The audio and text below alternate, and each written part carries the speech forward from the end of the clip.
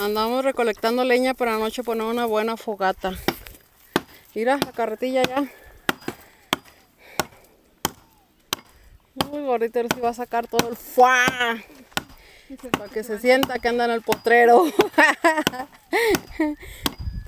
Como que si fuera... Ay, no.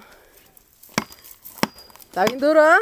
Si no cabe así, gordito, mira. Allá con el hacha, en la sombrita lo cortan. Ándale. Ese si cabe así atravesado, ¿qué tiene? Porque va a ser más grueso.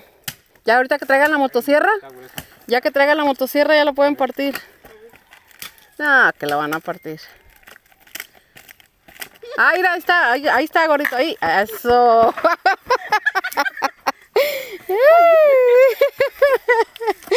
Ay, José el Dios.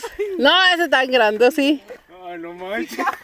No, hombre, y si está bueno, para la lumbre, para la noche. Diría mi tío Chuy, hay que llevárnoslo rodando hasta el lienzo. Ah, sí estaría bien, Rodarlo aquí a Yandel.